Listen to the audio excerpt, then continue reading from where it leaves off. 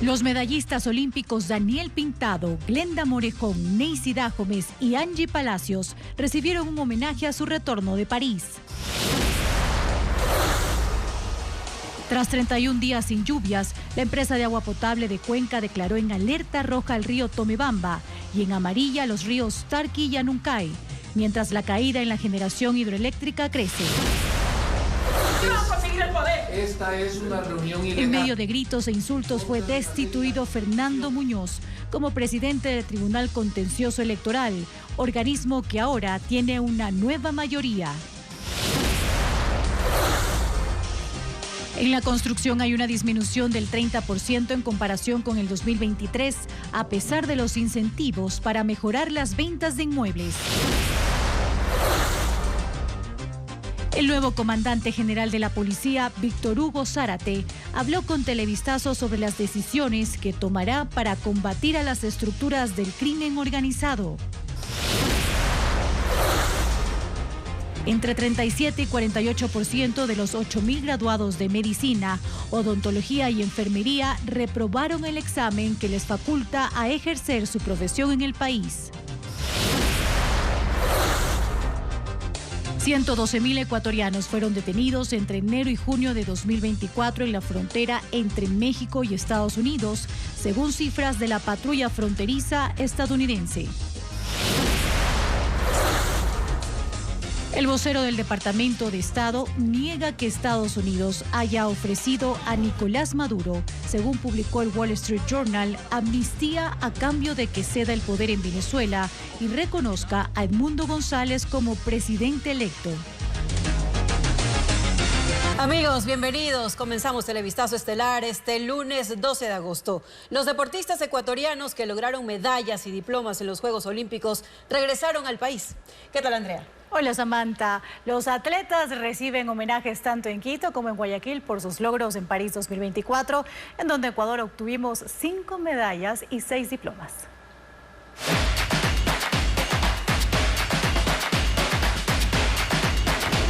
Deportistas, gracias por la alegría.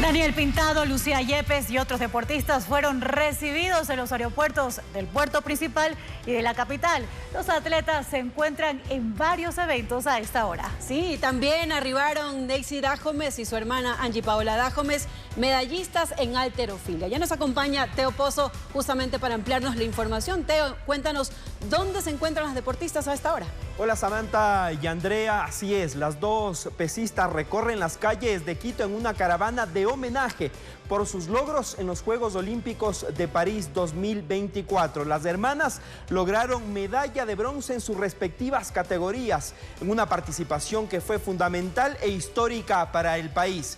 Neisy compitió en la categoría de 81 kilogramos y repitió medalla. Es la primera mujer en la historia del deporte ecuatoriano que alcanzó una medalla en 2 Olimpiadas consecutivas. Y así fue el recibimiento de las atletas ecuatorianas con el tradicional arco de agua. Fueron recibidas en el aeropuerto Mariscal Sucre de Quito. Saludaron a los aficionados, a los hinchas y también a personeros del Ministerio del Deporte que las recibieron en la terminal aeroportuaria de la capital. Les entregaron un ramo de flores a cada una por su excelente y destacada participación. Repasábamos lo que hizo Neisy, también su hermana Angie Paola Palacios obtuvo medalla de bronce en la categoría de 71 kilogramos y ostenta todavía el récord mundial en la modalidad de arranque con 121 kilogramos, algo que no fue batido en la competencia. Después, las dos deportistas recorrieron en una caravana las principales calles de la capital en el centro norte, donde se han desplazado para hablar en conferencia de prensa desde el Estadio Olímpico Atahualpa hasta la sede de la concentración deportiva de Pichincha, donde compartirán con los diferentes medios de comunicación y también con los dirigentes deportivos y los aficionados. Así, las autoridades, la policía y quienes se encontraban en las calles recibieron y dieron su grito de aliento, de reconocimiento a las 2 medallistas olímpicas que tiene Ecuador en su historia. Y esto ocurre en estos precisos instantes cuando este autobús se ha detenido en las instalaciones de la concentración deportiva de Pichincha, en la zona centro-norte de la capital ecuatoriana, y se prepara entonces el homenaje, el recibimiento para las 2 deportistas, para Neisy Dajomes y también de Angie Paola Palacios, que también se preparan con un nuevo sueño para lo que va a ser el siguiente ciclo olímpico. Tendrán unos días de descanso y por supuesto van a compartir con todos sus familiares. Así es que se ultiman detalles a esta hora para escuchar a las 2 campeonas, a quienes nos llenaron de orgullo en los últimos Juegos Olímpicos, participaron el fin de semana, también fueron parte de la ceremonia de clausura y ya han retornado al país. Pero también los medallistas olímpicos Daniel Pintado y Lucía Yepes arribaron a Guayaquil la tarde de este lunes. Junto a ellos llegaron Luisa Valverde, Liseda Lloví y Génesis Reasco, quienes agradecieron por el apoyo mostrado en París 2024, como lo informa Luis Alfredo Zúñiga. Con un arco de agua fueron recibidos en el aeropuerto José Joaquín de Olmedo de Guayaquil los 5 atletas ecuatorianos que tuvieron destacada participación en los Juegos Olímpicos París 2024. Su arribo fue pasadas las 5 de la tarde y entre ellos estuvo el medallista de oro, Daniel Pintado, quien agradeció por el apoyo de todo el país para alcanzar la presea dorada. Completamente feliz, era el objetivo, representar al Ecuador es lo más bonito que se puede hacer y pues representar sobre todo al pueblo que es con el que me identifico más. Muy contento de estar aquí y extrañando ver a mis hijos, que es lo más bonito que extraño en realidad. La luchadora Lucía Yepes, medallista de plata, también llegó a Guayaquil, se abrazó con su familia y se mostró contenta por el recibimiento. Que ahora sí a disfrutar lo que se viene en mi medalla olímpica, se vienen muchas cosas para mí, pero también enfocada para el próximo Juegos Olímpicos, que ya estoy muy motivada porque ahora ya no solo estar en segundo lugar, sino que buscar el oro. Luisa Valverde, Génesis Reasco y Liseda Lloví, quienes obtuvieron diplomas olímpicos, fueron parte de la delegación ecuatoriana que arribó a la terminal aérea y que ahora tienen claro que lo que viene es prepararse para 2028. Pensando en Los Ángeles como todos nosotros lo queremos hacer, volver a superar el triunfo que hemos conseguido ahora en París. Los próximos Juegos Olímpicos se disputarán en Los Ángeles, Estados Unidos. Y hay alerta en Cuenca por la sequía de sus 4 ríos. Uno de ellos está declarado en alerta roja, 2 están en alerta amarilla y solo uno se mantiene en condiciones normales. Francisco Garcés cuenta que la previsión es que los caudales sigan bajando. El río Tomebamba de Cuenca se encuentra en alerta roja por la caída de sus caudales. Es el primero de los 4 ríos de esa ciudad que se encuentra en esa situación. Una reducción de caudales en agosto es normal, pero este año la caída es mayor de lo esperado y supera las de años anteriores. Antes del año 2022 estaba alrededor de los 5 a 7 metros cúbicos por segundo. Después de la sequía del año 2023, los promedios bajaron a la mitad, es decir, 3 metros cúbicos por segundo.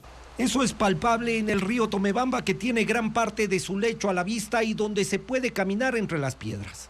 El caudal es de 1,1 metros cúbicos por segundo, por lo que fue declarado en estiaje.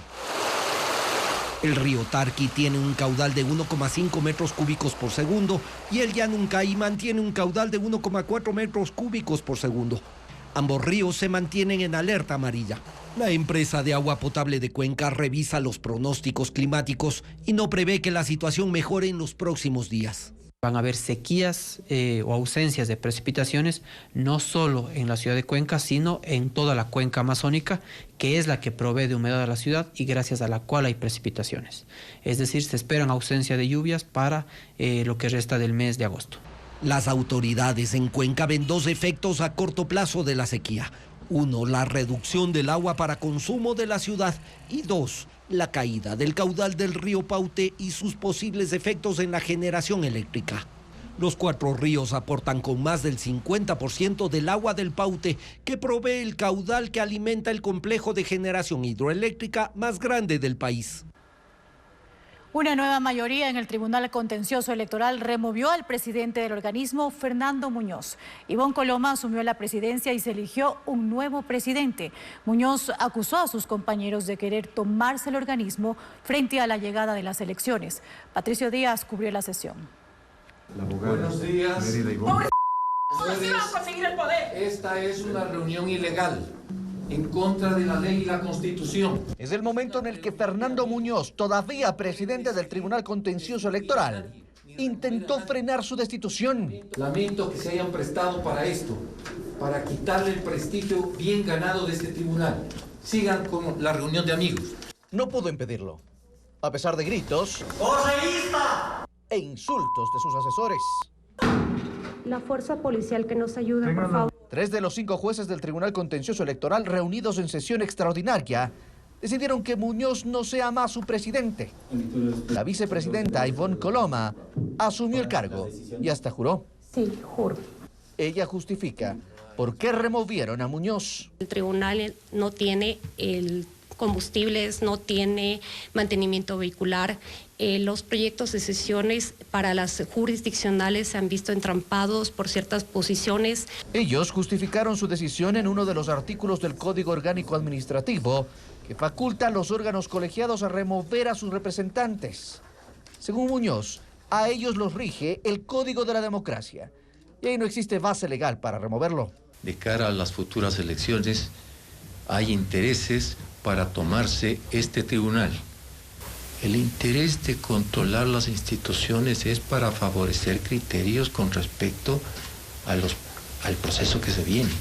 Todo eso tiene que ver si se quiere tener una elección garantizada con independencia e imparcialidad. Y si no se quiere, pues se toma un organismo para manipular los resultados. La nueva mayoría eligió también a Ángel Torres como el vicepresidente del tribunal. Torres fue el juez que polemizó con Construye por su eliminación del registro electoral. Mientras el juez Guillermo Ortega, que propuso la remoción, se postuló para defensor público, pero fue descalificado por el Consejo de Participación Ciudadana.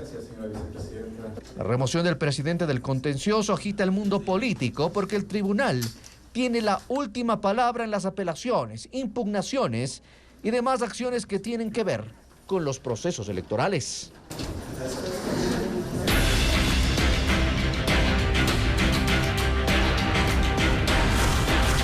Candidaturas. Show de las primarias. 10 precandidatos a la presidencia están a la espera de confirmar su postulación en las elecciones primarias. Daniel Noboa y Luisa González ya lo hicieron el fin de semana por sus movimientos, mientras otras 5 organizaciones políticas no revelan aún su carta para los comicios 2025. 10 precandidatos esperan ser confirmados en las primarias de sus organizaciones políticas para estar en las elecciones presidenciales de 2025. El fin de semana ya Daniel Noboa por ADN y Luisa González por el correísmo ratificaron su participación. Pero para otros 10 postulantes hay una cuenta regresiva. El próximo 14 de agosto se espera que lo hagan Leonidas Isa, precandidato de Pachacuti, y Pedro Granja por el Partido Socialista. El jueves 15 se ratificará en primarias a Andrea González por Sociedad Patriótica, Luis Felipe Tillería por el Movimiento Amigo y Henry Kronfle, actual presidente de la Asamblea y que es la primera opción del Partido Social Cristiano. El viernes 16, también Unidad Popular oficializará a Jorge Escala como su candidato a la presidencia.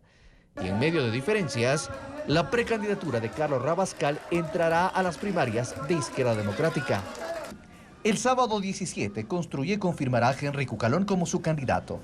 Centro Democrático definirá si postula al exministro de Gobierno, José Serrano, para la presidencia. El partido Suma también tendrá sus primarias para oficializar a Pedro Freile como su candidato a la presidencia. 5 organizaciones políticas no han anticipado precandidatos. Creo anunciará el candidato en sus primarias del próximo miércoles. Lo mismo que Democracia Sí. Avanza tiene previsto darlo a conocer el jueves y Pueblo, Igualdad y Democracia, que auspició en la pasada elección a Daniel Noboa, va con candidato propio y lo darán a conocer el 17 de agosto. Mientras Reto está más cerca de una alianza con la Revolución Ciudadana.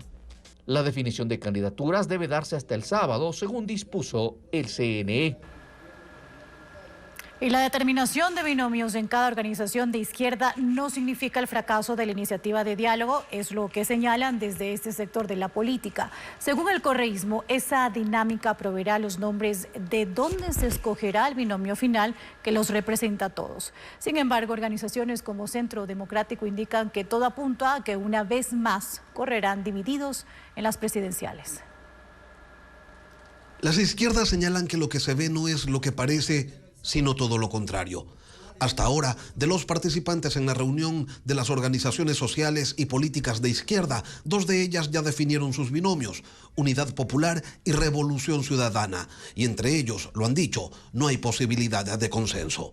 Las otras organizaciones de izquierda guardan silencio o señalan abiertamente que el proceso de unidad se está cayendo. Como Centro Democrático, cuyo líder Jimmy Jairala sostiene que pese a los diálogos se mantiene el tropiezo de siempre, la valoración de los nombres de un binomio que represente a la tendencia. Cada partido y movimiento dice tener a la mejor figura, califica y descalifica y al final los acuerdos no se consolidan. Rafael Correa se apuró a replicar con los mismos argumentos que ya había expuesto Andrés Arauz como reacción a las observaciones que la militancia de Revolución Ciudadana hizo a la nominación de Diego Borja como candidato a la vicepresidencia por esa organización. Ellos señalan que todos los partidos definirán sus binomios hasta el 17 de agosto.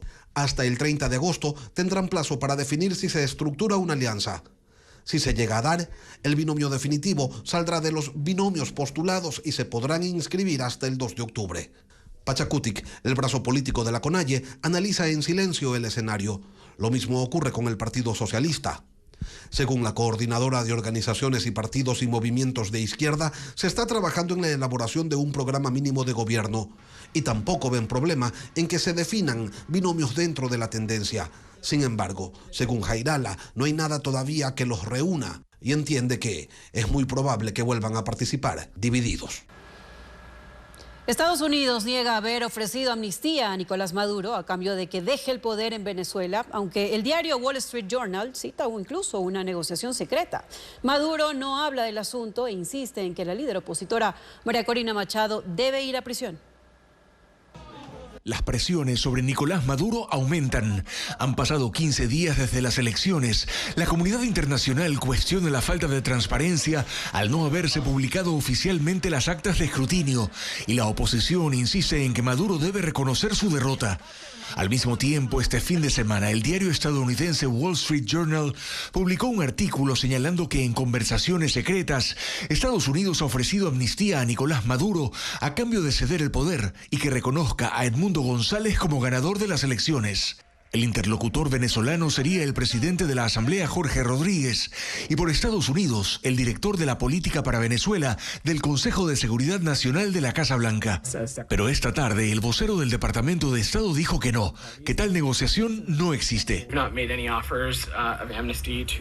No hemos hecho ninguna oferta de amnistía a Maduro o a alguien más desde las elecciones. Estados Unidos está considerando las opciones para presionar a Maduro y que Venezuela retome el camino democrático.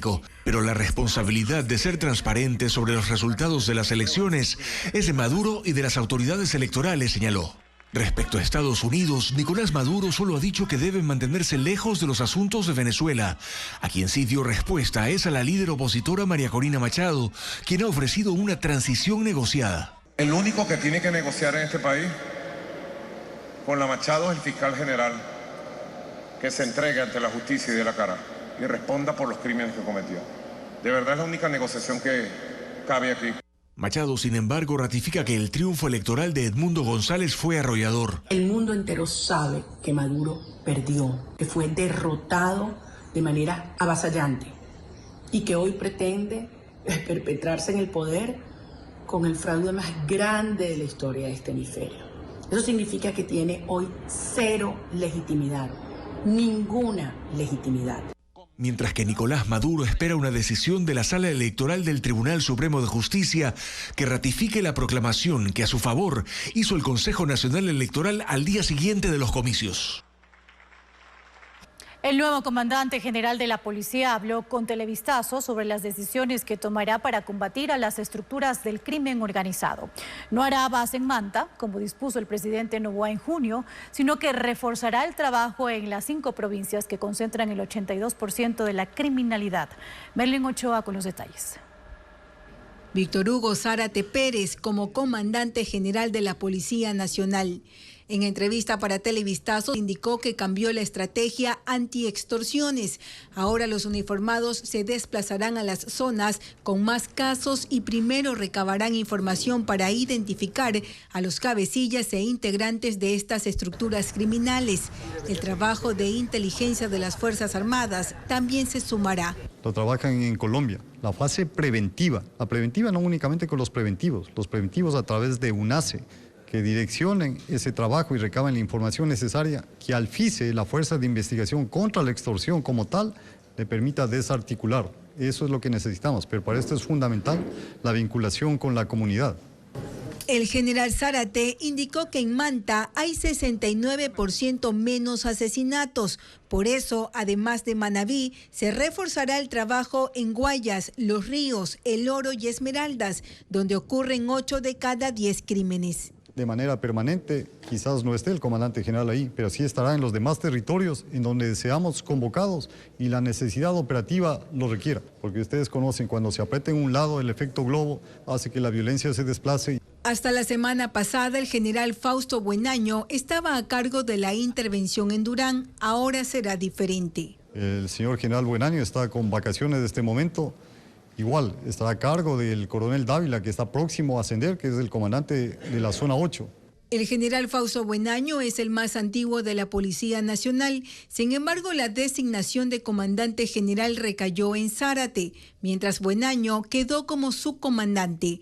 Leonel Calderón, viceministro de Seguridad Ciudadana, dijo que el gobierno tiene esa potestad. En el marco del ejercicio de las competencias exclusivas que en materia de seguridad ostenta la presidencia de la República. Recordemos el contexto, estamos en medio de un conflicto armado no internacional. Zárate enfatizó que en lo que va del año se han registrado 3.768 muertes violentas, 800 menos que en el mismo periodo de 2023. Agregó que los uniformados asignados a las zonas tomadas por las mafias serán evaluados psicológicamente. Y no pudo instalarse la audiencia del caso Metástasis en contra de los 37 implicados que siguen el proceso ordinario. Un peritaje ingresado a última hora fue la causa. Jacqueline Rodas cuenta lo sucedido. Falló el primer intento para instalar la audiencia del caso Metástasis. Los procesados fueron trasladados desde varias prisiones. Otros se conectaron por Zoom y los que tienen medidas alternativas llegaron por su cuenta, negando sus vínculos con el narcotraficante Leandro Norero. Con Norero y diferentes personas era un tema totalmente de procesos de paz, de reconstruir sociedad. La Corte Nacional tuvo que conseguir sillas y mesas adicionales para ubicar a los abogados de los 37 implicados que debían enfrentar el dictamen fiscal. El juez Manuel Cabrera se disponía a empezar la diligencia, pero uno de los acusados dijo que durante el feriado ingresó un nuevo informe que no ha podido revisar. El fiscal Wilson Toainga reconoció que el peritaje se adjuntó el viernes 9 de agosto. Un informe policial con 700 páginas. Eso generaría indefensión, por lo tanto el juez decidió suspenderla. Cabrera volvió a llamar a las partes para este jueves a las 2 de la tarde, cuando deberá moverse la misma logística desplegada hoy. Lo que está en juego es el posible llamado a juicio para el grupo que no aceptó el delito de delincuencia organizada y decidió seguir el proceso ordinario. Entre ellos está el expresidente de la Judicatura, Wilman Terán, los prófugos Ronnie Aliaga, exasambleísta del correísmo, Javier Jordán, a quien la Fiscalía señala como el administrador de los bienes de Norero, y Cristian Romero, quien fue su abogado, además de fiscales, jueces, policías y abogados involucrados en la trama. Según la Fiscalía, todos tuvieron un grado de participación en la red que ayudó a Norero para torcer la justicia y conseguir impunidad en sus juicios y los de su familia. El informe policial que ingresó durante el feriado al expediente del caso Metástasis es un amplio documento que detalla los elementos en contra de cada uno de los procesados. Jacqueline Rodas con la información de la pericia. El informe que provocó el diferimiento de la audiencia del caso Metástasis es una pericia policial que ingresó al expediente hace 3 días. Tiene 700 páginas y detalla de forma ordenada los elementos que tiene la Fiscalía en contra de cada uno de los 52 procesados con los que empezó el caso. Por ejemplo, sobre Javier Jordán, quien en su versión negó sus comunicaciones vía chat con el narcotraficante Leandro Norero, el informe incluye este mensaje enviado a Norero por Ravioli, alias que Jordán rechaza. Ñaño, y publicaron una foto mía en el jacuzzi con mi esposa y mis sobrinas. ¿Puedes creer? Eso es bajeza. Villavicencio. Y le envía a Norero este tuit de Fernando Villavicencio. En la foto aparece Javier Jordán. En otra página del peritaje, alias Ravioli envía a Norero imágenes tomadas fuera de la casa incautada al narcotraficante en Riberas del Batán, San Borondón. Respecto del exasambleísta Ronnie Aliaga, prófugo en Venezuela, el informe incluye el cotejamiento de sus rasgos fisonómicos que concluye, técnicamente, que es él quien aparece en fotos enviadas en los chats del caso Metástasis. El documento, que puede ser utilizado por la Fiscalía en su dictamen acusatorio, señala los segmentos específicos de los testimonios. Y los permisos de construcción cayeron este año 29% con relación al 2023. La paralización de la obra pública y la falta de seguridad financiera que impide endeudarse a largo plazo inciden en la paralización de la construcción. Diego Puente con el reporte. El sector de la construcción está estancado y sus cifras son las peores de los últimos 3 años. Según el INEC, los permisos de construcción otorgados por 15 municipios están a la baja. En el primer trimestre del 2022 hubo 3.885, en 2023 3.498 y en 2024 2.475. Esto representa menos 29% de permisos. Hay igualmente una disminución continua de proyectos de construcción. Este año han caído en un 49%. Los representantes del sector están seguros de que este comportamiento se mantendrá para el resto del año por 3 factores. Falta de inversión pública, inestabilidad laboral que impide acceder a créditos a largo plazo y falta de resultados de medidas aplicadas como la reducción del IVA a productos usados en la construcción. No es así una ayuda que se puede decir que va a cambiar o que va a reactivar la construcción. Es mínimo. Si usted ve 18 materiales de los 3.000 rubros que se tienen en la construcción, prácticamente no abastece, no llega a que la construcción se pueda reactivar. Según los datos del INEC, no hay inversión para grandes proyectos. El 95% de los permisos ha sido para edificar casas, 2.528 en total, de las cuales 1.775 serán obras independientes y 753 en conjuntos habitacionales. Bancos y cooperativas son los que más créditos han aprobado para el financiamiento de la construcción de las viviendas. Los puestos de trabajo también se ven afectados por la falta de obras. 550.000 empleos directos generaba la construcción en 2015. Hoy son 400.000 y con tendencia a la baja. El gobierno cambió los montos y condiciones para acceder al subsidio para la compra o construcción de vivienda de interés social. Creó una nueva escala para que las casas más baratas tengan mayor subsidio. Los subsidios para la compra o construcción de viviendas de interés social ya no son los mismos. El Ministerio del Ramo cambió la escala de aplicación. Las viviendas más económicas recibirán más subsidio y menos las más costosas. Las viviendas de interés social cuestan hasta $46.900. Pueden ser construidas en planes estatales, de empresas o incluso por los beneficiarios del subsidio. El nuevo reglamento emitido por el Ministerio establece 3 categorías de viviendas de interés social. La que cuesta hasta $27.600 y puede ser subsidiada con $5.060. La segunda va entre $27.600 y $40.000 y su subsidio es de $4.000. Y la tercera, aquella que cuesta entre $40.000 y $47.000. Su subsidio es de $920. Antes solo había 2 categorías de viviendas. Hasta $30.800 recibían subsidios de $6.900 y de ahí hasta $47.000 el subsidio era de $6.440. El reglamento también beneficia a grupos prioritarios. Jóvenes de hasta 29 años, mujeres embarazadas, madres o padres solos a cargo de hijos menores o adultos mayores. Para ellos el subsidio puede aumentar un salario básico unificado, que es $460. El subsidio es para cualquier ecuatoriano cuyo ingreso mensual no sea superior a $1,610 y que no sea dueño de propiedad alguna. La única excepción es cuando el solicitante es dueño del terreno donde piensa construir.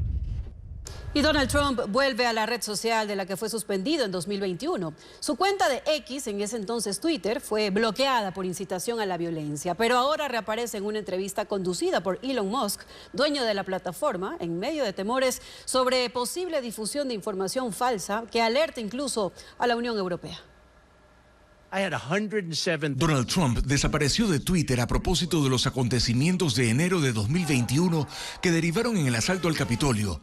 La red social lo suspendió por riesgo de incitación a la violencia y Trump se mudó a Truth Social, una aplicación creada por su grupo empresarial bajo el lema Tu voz, tu libertad. Sin embargo, ahí solo llegó a tener algo más de 7 millones de seguidores, conservando en cambio los 88.300.000 de Twitter.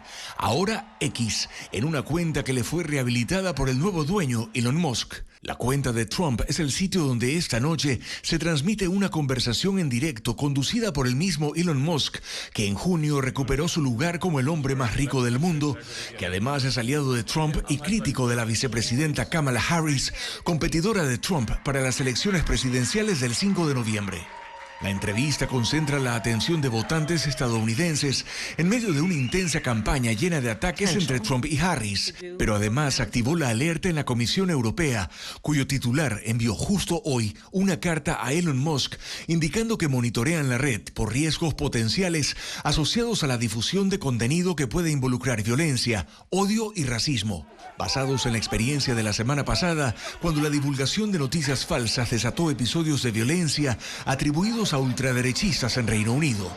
La Comisión Europea ha advertido a la red social X que, como la entrevista de esta noche está a disposición de usuarios en Europa, podría incluso llegar a aplicar algún tipo de sanción si se cometen infracciones a la Ley de Servicios Digitales Europeos, dado que desde julio de este año, X está sometida a investigaciones por supuestas violaciones a la norma en ese continente.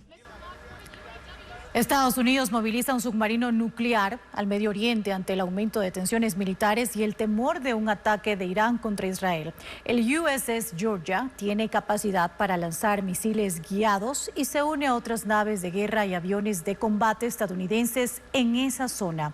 El Pentágono movilizará también el portaaviones Abraham Lincoln, equipado con aviones cazas F-35.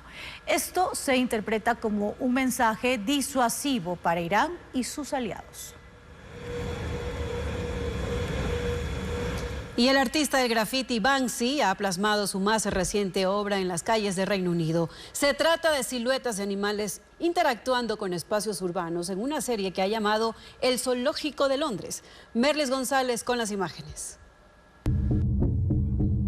El arte urbano toma la ciudad de Londres con formas de animales. Un rinoceronte que parece aplastar un vehículo abandonado. Unos monos columpiándose en un puente y una pareja de elefantes asomada por unas ventanas selladas son algunos de los grafitis que sorprenden a los británicos desde hace 8 días. Su aparición es tan misteriosa como su creador, el artista callejero Banksy, de quien solo se conocen sus obras y seudónimo, pero no su apariencia. La serie, titulada El Zoológico de Londres, hizo su debut el lunes pasado, con una cabra pintada en lo alto de un muro. Desde entonces, cada día ha aparecido un nuevo graffiti en distintos puntos de la capital de Reino Unido. Algunas han creado polémica, como el lobo aullándole a la luna, que solo estuvo expuesta 1 hora. Luego fue robada por hombres encapuchados. O el gato que se estiraba en una valla abandonada, que rápidamente fue desmantelado por razones de seguridad, pues muchas personas se paraban a tomarse fotografías en la vía. Banksy ha publicado imágenes de todas sus pinturas en redes sociales. El artista asegura que se trata de una forma creativa de retratar el contraste de la naturaleza y el ambiente urbano. En lo que va del año, 112.000 ecuatorianos fueron detenidos en la frontera de México con Estados Unidos. La cifra supera lo registrado en ese mismo periodo en 2023 y 2022. Actualmente los compatriotas se quedan varados hasta 1 año en México a la espera de una cita con un juez de migración. En los últimos 5 años, 2024 es hasta ahora el año en el que más ecuatorianos fueron detenidos en la frontera sur de Estados Unidos por migrar de forma irregular. Así lo advierten las cifras de la patrulla fronteriza, las cuales detallan que desde enero hasta junio de 2022 se registraron 12.683 detenciones. En ese mismo periodo, en 2023, 78.510. Y en lo que va de 2024 ya suman 112.000 ecuatorianos aprehendidos en la frontera. Quienes llegan hasta México y fueron deportados de Estados Unidos deben solicitar una cita por medio de una aplicación móvil, CBP One. Así se quedan esperando hasta 1 año para hablar con un juez de migración, exponer su caso y obtener el asilo. Siempre queremos llegar lo más pronto posible al destino, pues Estados Unidos, pues, y así bienestar allá y poder ayudar a nuestros familiares. Pero realmente, actualmente llevo 6 meses ya aquí en México. Los indocumentados permanecen en refugios o albergues mexicanos, en su mayoría privados y vinculados a organizaciones religiosas. Allí existen pocos espacios y se da prioridad a las familias. En la actualidad, entre los indocumentados hay desesperación. Temen que el ganador de las próximas elecciones presidenciales en Estados Unidos dé paso a nuevas políticas para restringir su ingreso. De ahí que esperan cruzar a ese país lo más pronto posible. La Asociación de Empresas Automotrices dijo que sus asociados no están trayendo falsos híbridos y pidió al gobierno instalar mesas de diálogo antes de imponer impuestos a esos modelos. Diego Puente explica los cambios. La Asociación de Empresas Automotrices del Ecuador, AEADE, se dice sorprendida porque el gobierno anunció cambios en los incentivos tributarios a los vehículos considerados microhíbridos. El ministro de Finanzas, Juan Carlos Vega, había mencionado que algunos de sus modelos, que en Ecuador están exentos de impuestos, solo utilizaban esa tecnología para el encendido, no para el rodaje, y que esos carros en otros países sí pagaban aranceles, por lo que se preveía corregir estas distorsiones. Según la AEADE, la comercialización de estos vehículos sí cumple la normativa nacional aprobada en marzo. Ese mes, según dicen, habían participado en una reunión con representantes de los ministerios de Producción y Finanzas, el SRI y Aduanas, y no estaba previsto aumentar o disminuir aranceles. Jamás hemos pensado siquiera, o se nos ha pasado por la mente, tratar de hacer una evasión de impuestos trayendo estas nuevas tecnologías. Para la asociación, la clasificación vigente de los 3 tipos de híbridos toma en cuenta regulaciones internacionales. Cabe recordar que el actual gobierno aprobó y puso en vigencia en marzo de este año la norma técnica 2656 sobre la clasificación vehicular, que adopta la regulación internacional de las Naciones Unidas. Para los directivos de la asociación, cualquier cambio para redefinir o reclasificar a los vehículos híbridos que actualmente no pagan impuestos debe realizarse en mesas técnicas y de negociación. Necesariamente debe pasar por un proceso de transparencia, consulta pública, notificación internacional y periodos de implementación. De enero a junio de este año se vendieron 6.669 híbridos en el país. La comercialización de estos modelos va en aumento pese a la contracción en el sector. El Estado deja de recibir $140 millones al año por la exoneración de impuestos a este tipo de carros. En Ecuador no pagan impuestos a los consumos especiales y los modelos con cilindraje menor a 2.000 centímetros cúbicos no pagan aranceles. En el Oro se intensifica la búsqueda de un grupo de pescadores que desaparecieron tras un presunto ataque en alta mar. Las autoridades afirman que aún no existe información clara sobre este hecho violento.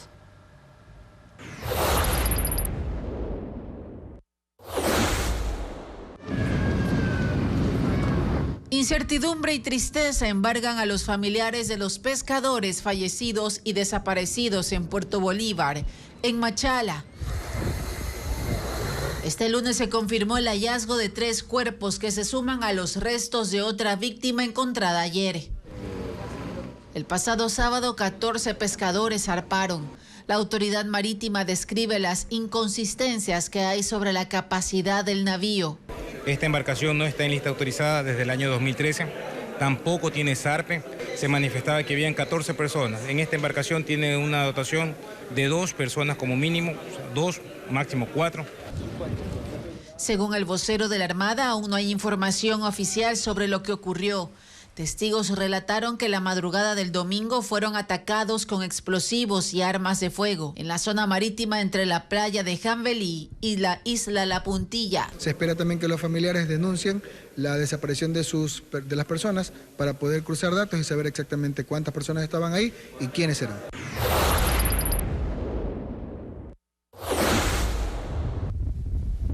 También en la isla Puná se denunció la desaparición de 3 pescadores. De ellos no se conoce nada desde el pasado 5 de agosto. Gremios solicitan a las autoridades reforzar la seguridad en alta mar para garantizar así las labores de pesca. Este lunes la policía detuvo a un integrante del grupo narcodelictivo colombiano Clan del Golfo que pretendía ingresar al Ecuador. El implicado tenía orden de detención en su país y fue entregado en el puente internacional de Rumichaca. Paul Romero amplía la información. Un integrante de la organización narcoterrorista de Colombia, Clan del Golfo, fue detenido este lunes en Ecuador. Cristian Alexander Mendoza Cali fue capturado cuando pretendía ingresar al país por la frontera con Perú, según información de la policía ecuatoriana. Fue detenido en coordinación con el Grupo de Investigación de Inteligencia contra el Terrorismo de Colombia, que proporcionó información a la Dirección de Inteligencia. Mendoza tenía orden de captura en Colombia, acusado del delito de concierto para delinquir agravado. Según la policía de ese país, en 2006 perteneció a las Autodefensas Unidas de Colombia y años más tarde se unió a la organización criminal Clan del Golfo, una de las más importantes que controla la producción de cultivos y procesamiento de coca.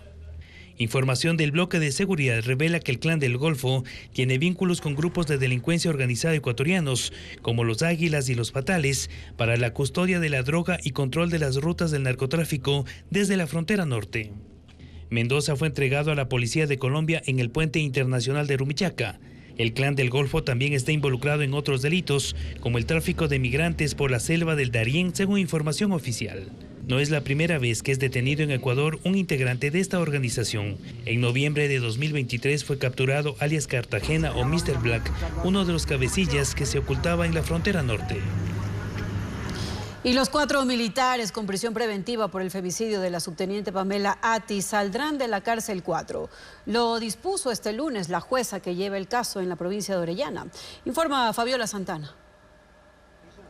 25 días duró la prisión preventiva para 4 militares investigados por el femicidio de la subteniente Pamela Atti en la Brigada 19 Napo de Orellana. Este lunes, la jueza del caso, Mireya Torres, aceptó un recurso de revisión de medidas y ordenó girar boletas de libertad a los oficiales que están en la cárcel 4 desde el 18 de julio.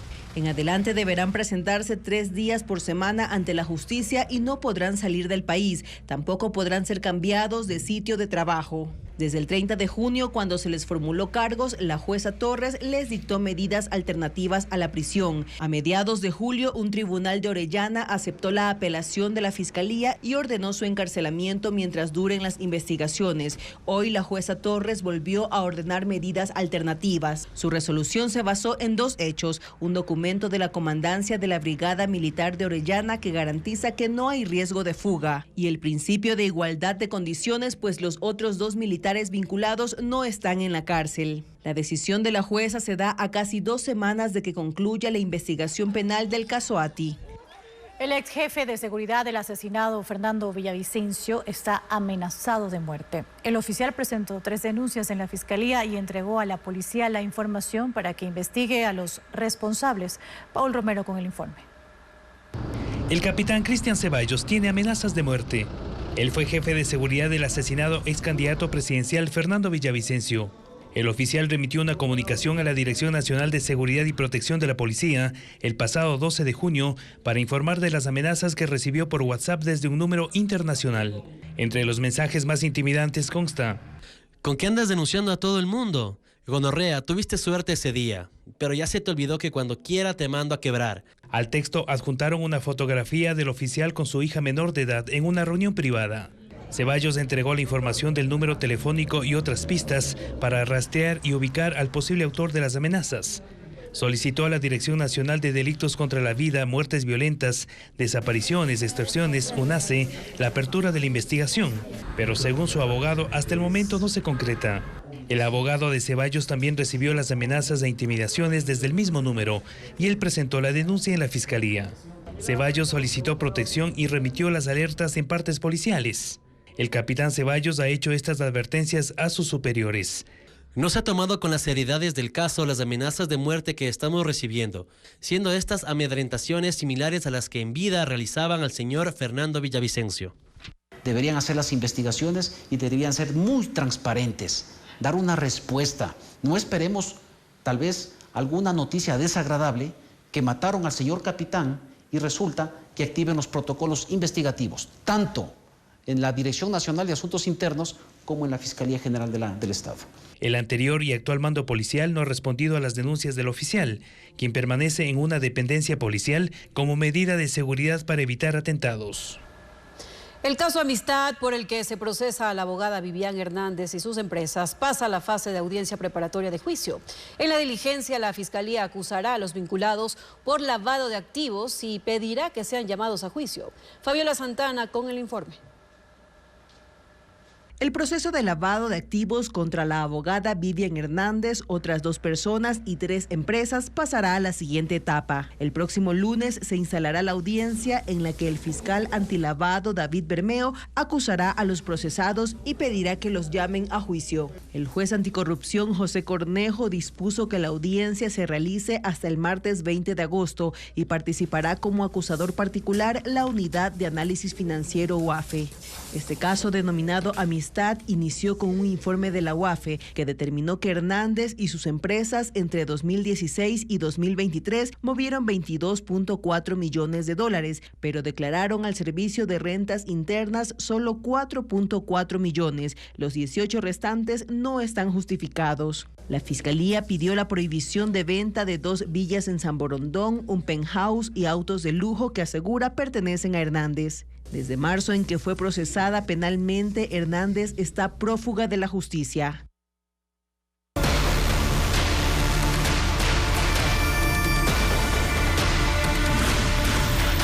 Energía, estiaje a la vista. Los ríos que alimentan al Paute siguen cayendo. Si bien la época seca no inicia oficialmente, ya el río Tomebamba entró en situación de estiaje. Francisco Garcés cuenta cuál es la situación en el río Paute, en donde está el principal complejo de generación eléctrica del país. El río Paute tiene los caudales más bajos registrados en el año y no son suficientes para mantener la generación eléctrica promedio de las centrales Mazar, Paute Molino y Sopladora que se encuentran en ese río. La sequía está a la vista y empezó en el austro. Por eso el caudal del Paute baja poco a poco, así como la energía que entregan sus hidroeléctricas, que en conjunto son capaces de generar más del 30% de la hidroelectricidad del país. En ella se aplica el plan para mantener estables los embalses para septiembre, cuando se prevé que empiece la parte más seca del año. Cada día el administrador del sistema eléctrico, SENACE, calcula la energía que requiere el país y ordena lo que cada generadora debe producir. Ese requerimiento se ha reducido los últimos días. Mazar produjo el viernes el 10% de la hidroelectricidad del país, pero este lunes se ordenó que entregue solo el 2%. Esa hidroeléctrica está generando 9% menos de energía que en julio. Paute Molino es la segunda hidroeléctrica más grande del país. Puede producir hasta el 25% de la energía hidroeléctrica, pero se mantiene en el 17% y su producción se redujo por el plan de ahorro de agua. En agosto ha generado el 4% menos que en julio. Los 11 primeros días de agosto son los más secos del año en el Paute. Su caudal es menos de la mitad del registro en los mismos días del año pasado. Por eso las autoridades toman previsiones para el estiaje, que según han anunciado, será más fuerte que el del año pasado. Y hoy arribó a Guayaquil el barco turco que alquiló el gobierno para generar 100 megavatios a escala nacional. La embarcación empezará a operar desde la primera semana de septiembre. Diego Cuenca describe su llegada. Televisazo captó el momento cuando el barco turco de generación eléctrica llegó al río Guayas al mediodía de ese lunes. La embarcación de 178 metros de longitud se dirigía al sector de las esclusas en el sur de Guayaquil. El navío tiene una tripulación de 40 personas, quienes instalarán el sistema de anclaje propio para que permanezca flotando a 200 metros de la subestación Las Esclusas de Transelectric, donde tendrán que conectarla para distribuir energía al país. El barco llega a Guayaquil luego de estar una semana en la provincia de Santa Elena, donde se sometió a inspecciones para tener autorización para navegar por territorio nacional. Según el representante de la empresa turca Carpower Ship, están listos para generar 100 megavatios desde este mes, pero primero harán pruebas. En ese sitio se colocan las anclas, que son las que luego van a mantener fija la embarcación en las esclusas, y luego se interconecta la línea de transmisión ya para empezar la operación. ¿Eso cuánto tiempo tomará? Entre 10 a 12 días máximo. Pero no es energía comercial porque hay que pasar un periodo de pruebas en las cuales interviene no solamente Carpower, sino también SELEC y el SENACE, que es el administrador del sistema. Si todas esas maniobras salen bien, la embarcación empezará a generar energía desde la primera semana de septiembre, dentro del plazo de 30 días que establece el contrato para su funcionamiento. La embarcación tiene capacidad de 110 megavatios, el contrato es por 100 megavatios, entonces hay la posibilidad de extender 10 megavatios. El barco llegó de Turquía el 4 de agosto a la provincia de Santa Elena. Fue alquilado por el gobierno por $114 millones y es uno de los 5 proyectos emergentes para enfrentar la crisis de energía como consecuencia del estiaje, que empezará el próximo mes, y sus operaciones culminarán en febrero del 2026. Y más de la mitad de los profesionales en enfermería y casi la mitad de odontólogos graduados en universidades públicas y privadas no pasaron el examen de acreditación. ¿Cuáles son las razones? Diego Puente lo explica. Las calificaciones no son alentadoras. Gran porcentaje de los graduados de medicina, odontología y enfermería reprobaron el examen que les faculta a ejercer su profesión. El Consejo de Aseguramiento de la Calidad de Educación Superior, CASES, presentó los resultados de las evaluaciones hechas el 8 y 9 de junio a cerca de 8.000 postulantes de las 3 carreras. En medicina se presentaron 3.218 postulantes. El 63,3% aprobó. El resto necesitará prepararse para rendir un nuevo examen a finales de año. En odontología se presentaron 1.388 profesionales. El 52,31% pasó el examen, mientras que en enfermería, con la mayor cantidad de postulantes, el 56,82% de 3.476 no alcanzó la calificación mínima. Tanya Tandazo preside la Comisión de Habilitación para el Ejercicio Profesional. Según ella, el examen no fue de conceptos o teorías, sino casos prácticos de pacientes en consulta y su tratamiento. Este examen lo que trata de determinar es el candidato mínimamente competente para ejercer su profesión. Y en ese sentido, pues lo que te mide es habilidades, competencias y destrezas que ha desarrollado el graduado durante su formación. Este año se reestructuraron los exámenes. No hubo un banco de preguntas como en 2023. Se habilitó un simulador para practicar con casos similares y para aprobar subieron los puntos de 65 a 70. Cerca de 400 postulantes que reprobaron plantearon una acción de protección. Las nuevas condiciones, dicen, los perjudicaron. La bibliografía era demasiado inespecífica, sumaba más de 31.000 hojas y fue publicada con 2 meses de anticipación. Para ellos hubo preguntas que no eran pertinentes para sus carreras. En la acción de protección piden aplicar una metodología de calificación más favorable. En el registro que tiene el CASES hay estudiantes en medicina y odontología que han reprobado el examen 18 veces. La aplicación de los exámenes de habilitación profesional arrojan buenos y malos resultados. Televistazo presenta mañana en qué universidades se formaron los médicos que pasaron sin problemas las evaluaciones.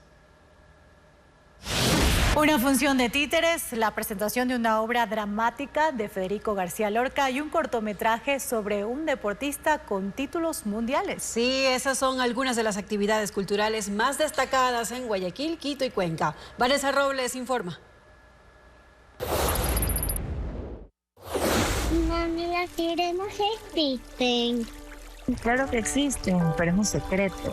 Ancla, el poder de un respiro, del documentalista Raúl Cabrera, es el cortometraje sobre la guayaquileña María Verónica Córdoba, campeona panamericana y medallista mundial de apnea, que se estrenará en Cinema Malecón este 12 de agosto. La protagonista de 34 años tiene 21 récords nacionales, 13 panamericanos, 8 medallas de oro panamericanas y una medalla de bronce mundial. Ha logrado aguantar la respiración por 7 minutos 8 segundos bajo el agua. También habrá un conversatorio sobre el filme. Será desde las 6 de la tarde hasta las 9 de la noche. Dígame usted, señor mío, las causas de ese no. La obra de teatro Amor de Don Perlimplín, con Belisa en su jardín, del dramaturgo español Federico García Lorca, se presentará del 15 al 17 de agosto en la Sala Demetrio Aguilera Malta de la Casa de la Cultura en Quito. El grupo de teatro La Caja Ronca presenta esta nueva versión sobre el amor entre un viejo y una bella joven. Las funciones serán a las 7 de la noche. Luciérnaga. Mira, aquí... El Hada Globo Azul es la historia de títeres sobre una hada distraída que presentará el grupo teatral Candilejas. Son 11 personajes en escena. La función dura 1 hora y será este 17 de agosto a las 11 de la mañana en la Casa de la Cultura de Cuenca. La entrada cuesta $5. Venga, venga, suélteme de tonto. Amigos, gracias por su sintonía. Mañana en Contacto Directo estarán la dirigente indígena Pacha Terán para analizar su candidatura a la vicepresidencia por Unidad Popular. Además, Fernando Muñoz para ser entrevistado sobre su remoción de la presidencia del Tribunal Contencioso Electoral. Televistazo regresa mañana en su primera emisión de las 5:55. Mientras siga las noticias a toda hora en ecuavisa.com. Información verificada con el sello de Televistazo. Buenas noches. Buenas noches.